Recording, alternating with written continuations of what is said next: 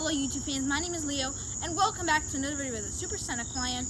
In this video, we're going to be talking about an insane true crime story that you might not believe that actually happened, but it did.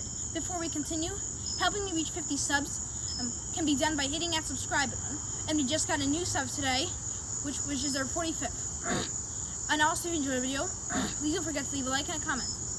But now for today's video. It was 1976. And the day was July 15th. At 4 p.m., 26 students were headed back from a rare field trip of summer school to the Chowchilla Pool. Now they were headed back home.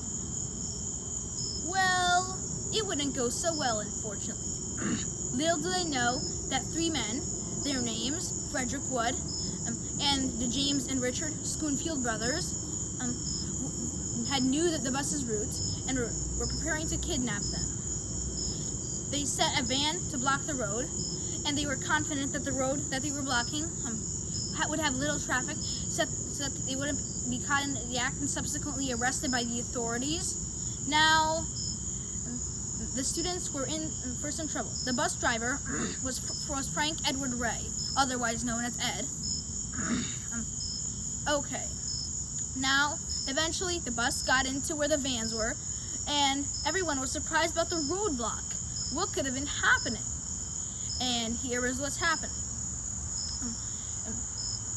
Three armed men, which were the men we introduced earlier, went into the bus. The bus's door couldn't be locked.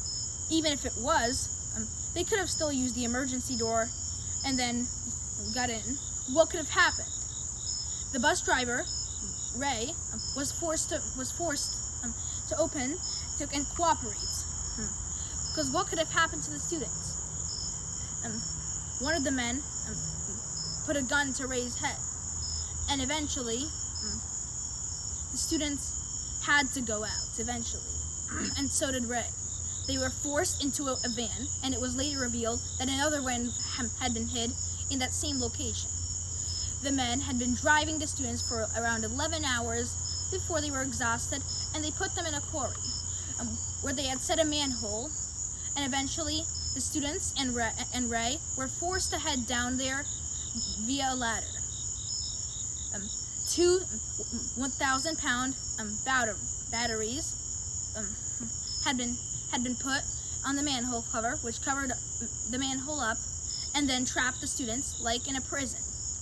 Now the men were off and they were exhausted, so they decided to go to bed, like they should. Unfortunately, the men were trying to call the authorities. Maybe that could get them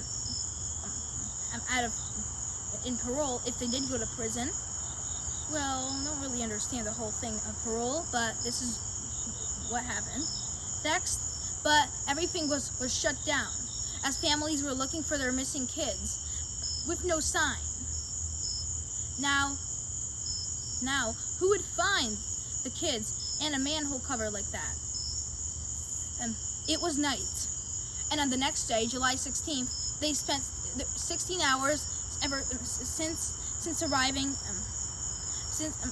into the van, and then eventually, Ray and the oldest of the students, and overall the 26 students were aged 5 to 14, found an opening. The oldest student, which I forgot to mention before, was Michael Marshall, and they found an opening. But it was hard to slide down, and they soon noticed the batteries that were on the metal cover. So they took off the batteries and slid the cover, which got them free. But they had to run for their lives. Men could be searching, as they did promise to come back. But they were going to keep it, but it was soon found on television that the men had escaped from their prison. Two of the men, which were the brothers, were captured 2 weeks after the kidnapping, while the other one, Wood, was captured in Vancouver, Canada, in British Columbia, 8 days after the kidnapping. They were all sentenced to life in prison with the possibility of parole. Two of the men, which were the brothers, were paroled in 2015 and 2012, respectively, while the other one, Wood, has yet to have been paroled. He was denied in 2019 for the 19th time parole.